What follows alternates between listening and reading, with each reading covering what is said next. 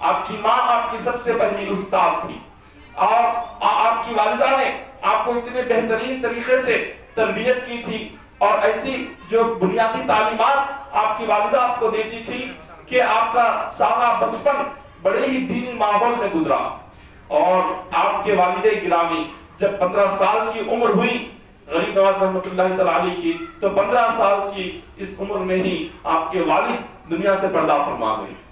اب والد نے آپ کو میراث میں جو جائیداد جو چھوڑی جاتی ہے، آپ کے والد نے کچھ رقم اور ایک بہترین باغ غریب نواز رحمۃ اللہ تعالی علیہ کے لیے چھوڑا تھا۔ تو غریب نواز رحمۃ اللہ تعالی علیہ آپ کے والد کے بعد ساری ذمہ داری آپ کے کاندھوں پر آ گئی۔ تو آپ کیا کرتے تھے؟ غریب نواز رحمۃ اللہ تعالی علیہ جیسے ہی صبح ہوتی باغ میں جاتے، باغ میں جا کر آپ صبح سے شام تک باغ کو پانی دیتے، وہاں کے پھل اور وہاں کے پھولوں کا خیال رکھتے، اور شام تک جتنی اس باغ سے کمائی ہوتی اس کمائی کے 2 حصے کرتے، ایک حصہ اپنی ماں کو دے دیتے اور ایک حصہ غریبوں فقیروں میں تقسیم فرما دیتے تھے،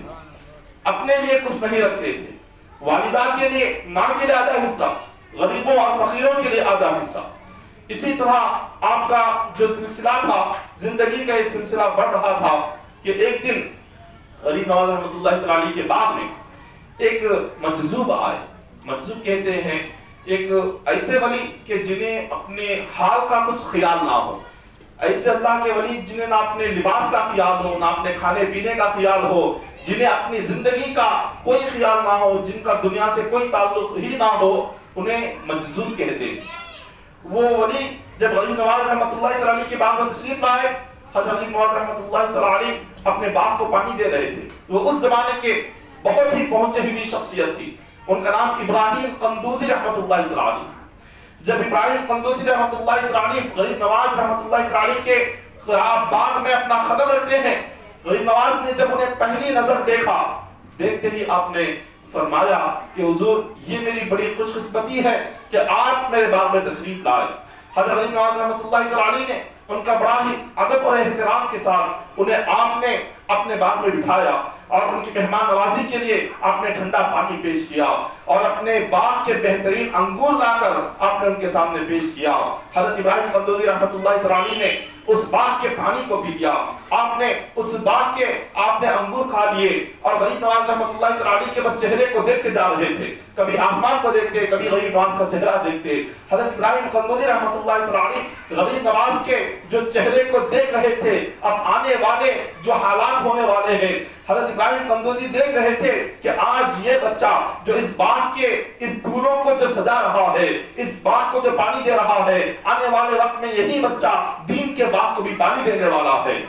آنے والے وقت میں یہی بچہ اس دنیا میں لاکھوں کافروں کو کلمہ پڑھانے والا ہے۔ بس آپ یہ منظر دیکھتے جا رہے تھے، آپ نے فرمایا کہ بیٹا حسن، تم نے ہماری جو اتنی مہمان نوازی کی ہے، ہم اس کے بدلے میں تمہیں کچھ دینا چاہتے ہیں۔ غریب نواز فرماتے ہیں کہ حضور آپ یہاں پر تشریف لائے، میرے لیے یہی بہت بڑا تحفہ ہے، آپ مجھے کیا پیش کریں گے؟ حضرت ابراہیم قندوزی نے اپنے تھیلی سے ایک سوکھی روٹی کا ٹکڑا نکالا، آپ نے چبایا اور غریب نواز کو دے دیا، کہا اس کو تم کھا لو۔ حضرت غریب نواز رحمۃ اللہ تعالی نے جب اس روٹی کے ٹکڑے کو آپ نے کھایا تو آپ کا سینہ مدینہ بن گیا،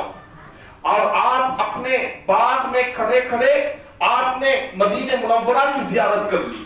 عراق کی سرزمین پر آپ کھڑے ہوئے ہیں، اپنے باغ میں ہیں، درمیان سے جتنے پردے تھے خدا نے سارے پردے اٹھا دیے، آپ نے گنبد خضرا کا دیدار کر دیا۔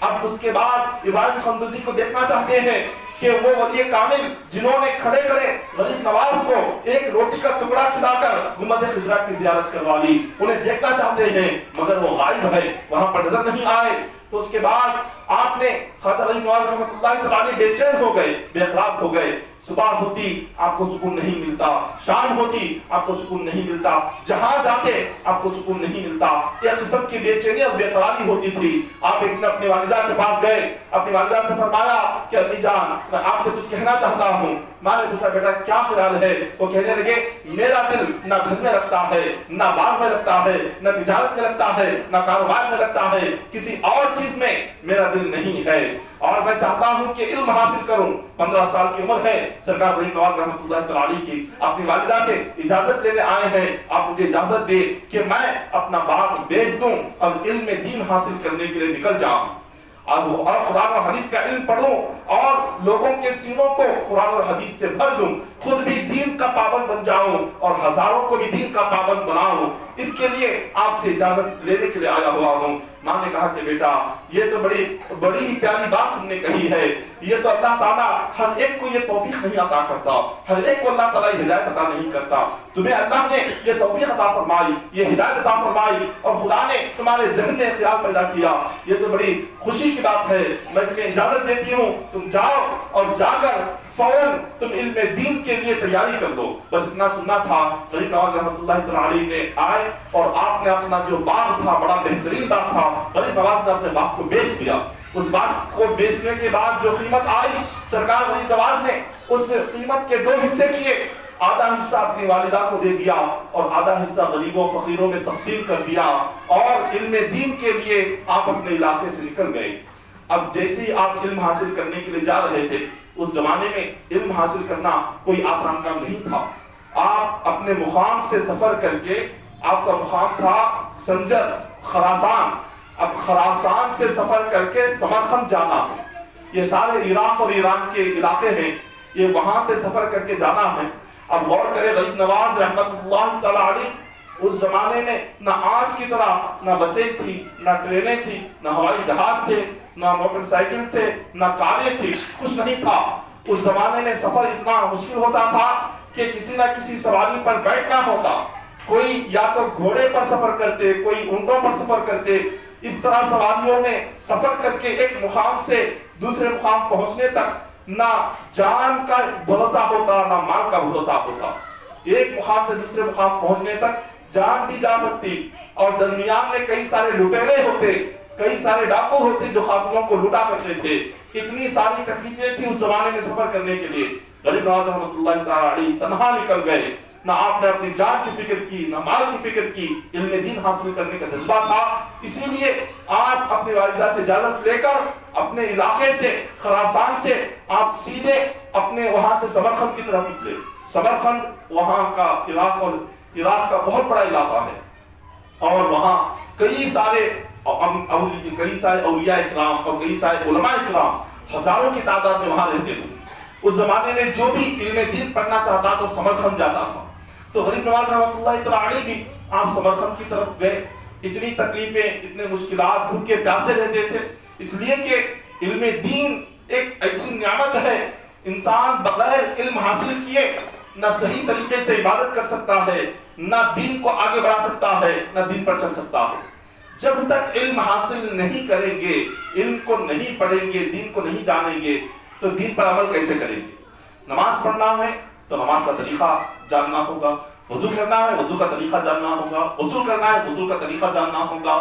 اور جب تک ہم یہ طریقے نہیں جانتے، جب تک ہم یہ علم دین حاصل نہیں کرتے، اس وقت تک نہ ہم دین پر عمل کر سکتے ہیں، نہ ہم دین پر چل سکتے ہیں، نہ ہم دین کے پابند بن سکتے ہیں، کچھ نہیں ہو سکتا۔ تو غریب نواز رحمۃ اللہ تعالی علیہ نے سب سے پہلے علم حاصل کرنے پر آپ نے توجہ دی اور لوگوں کو بتایا جو بندہ بھی دین کی راہ میں نکلنا چاہتا ہے، دین کی خدمت کرنا چاہتا ہے، سب سے پہلے وہ علم حاصل کرے۔ علم کے بغیر ہم دین پر نہ عمل کر سکتے ہیں، نہ دین پر چل سکتے ہیں، نہ صحیح طریقے سے عبادت کر سکتے ہیں۔ علم حاصل کرنا بہت ضروری ہے۔ اب اس کے بعد آپ سمرقند گئے۔ سمرقند میں غریب نواز رحمۃ اللہ تعالی علیہ کے جو وہاں کے جو آپ کے استاد تھے، حضرت مولانا شرف الدین رحمۃ اللہ تعالی علیہ، یہ غریب نواز کے استاد ہیں۔ ان کے مدرسے میں غریب نواز نے داخلہ لیا، وہاں پر حفظ کیا، حافظ قرآن بنے۔ مولانا شرف الدین رحمۃ اللہ تعالی علیہ کے پاس حفظ کر کے حافظ قرآن بن کے چند دینی کتابیں ان کے پاس پڑھی۔ اب اس کے بعد آپ اور بڑی کتابیں پڑھنا چاہتے تھے، تفسیر، حدیث، فقہ، منطق، فلسفہ،